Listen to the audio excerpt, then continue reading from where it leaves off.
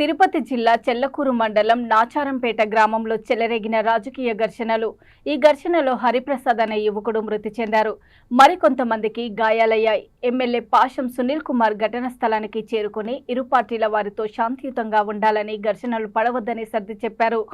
రెండు పార్టీలకు చెందిన వారు ఘర్షణలు పడి కర్రలు, రాడ్లతో కొట్టుకోవడంతో టీడీపీ పార్టీకి చెందిన హరిప్రసాద్ అనే యువకుడికి తీవ్ర గాయాలు కావడంతో ప్రభుత్వ ఆసుపత్రికి తరలించారు. హరిప్రసాద్ చికిత్స పొందుతూ మరణించారు. డీఎస్పీ ఘటనా స్థలానికి చేరుకొని పరిస్థితిని సమీక్షించారు.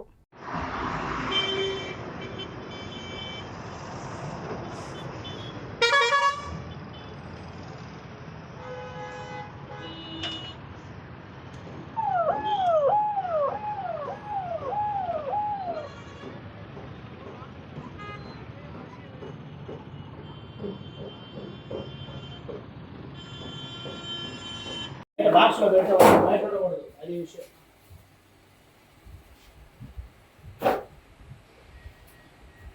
బాక్స్ లో పెట్టకూడదు, బయట ఉండకూడదు, అది విషయం.